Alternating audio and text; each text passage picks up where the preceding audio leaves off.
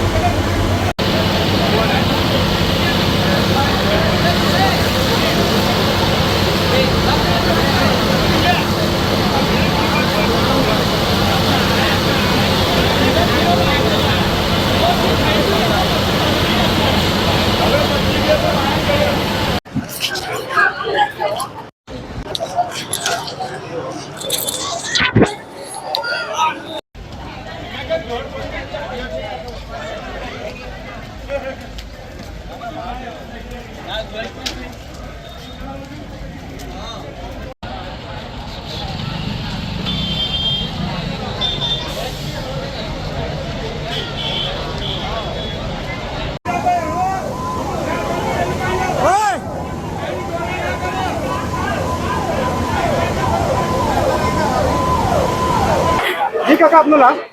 અશોકભાઈ નરેન્દ્રભાઈ ચંદુભાઈ બારોટ.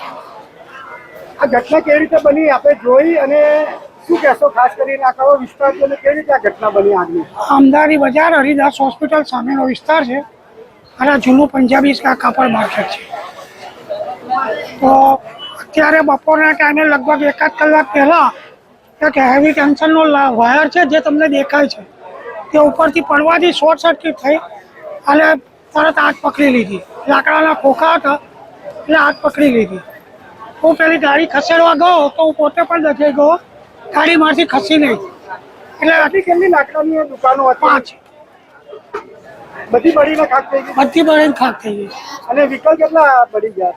એક ઇકો છે અને એક એક્શન છે ઊંડાઈની અને એક મોટરસાયકલ. કોઈને જાનહાની થઈ છે? ના કોઈ નહીં. એટલે પછી તમે શું જાણ કરી? કોને જાણ કરી? અમે તરત મારા ભાઈને ફોન કર્યો, તરત ફાયર બ્રિગેડને જાણ કરી. 10 મિનિટમાં ફાયર બ્રિગેડ આવી ગઈ અને ફાયર બ્રિગેડે આવું બોલવી નથી. આ દુકાનો કોની હતી એ જાણી શકો? મારી પોતાની જ છે. તમારી પોતાની જ છે બધી દુકાનો? કેટલા વર્ષથી દુકાનો હતી આ મારી લગભગ 87 સાલથી. શેની દુકાન? ખાલી અમને મારી ઓફિસો જ છે, આગળ એ મારી જ છે. કોઈ માલ સામાન નો દુકાનમાં? માલ સામાન છે ને મારો જે ધંધો છે એનો માલ સામાન છે. શેનો ધંધો? ગાડીઓ લેવે સ્પેર પાર્ટ ને બધું પડેલું છે દેખાય છે. જી સર, આપનું નામ? Dikshit Patel, district bar officer, Kheda.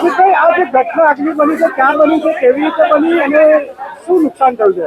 Nadiad શહેરમાં આવેલ અમદાવાદી બજાર વિસ્તારમાં હરિદાર હોસ્પિટલ સામે દુકાનો આવેલ ઘણી જૂની દુકાનો હતી લાકડાની. તેમાં અચાનક ઉપરથી કેબલ શોર્ટ સર્કિટ થઈ અને પડવાથી આગ લાગી હતી. કેટલી દુકાનો બળીને ખાક થઈ ગઈ? કેટલા વાહનો? આશરે 3 કે 4 દુકાનો સળગી ગઈ છે. 2 વાહનો સળગી ગયા છે. એક વ્હીકલ 2 વ્હીલર પણ સળગી ગઈ. કોઈ જાનહાની થઈ છે? ના, જાનહાની નથી થઈ. અને હાલ અત્યારે કેવી રીતે આગ પર નિયંત્રણ મેળવવામાં? આગ બિલકુલ કંટ્રોલમાં આવી ગઈ છે. ખાલી કુલિંગનું કામ કરવામાં આવી રહ્યું છે.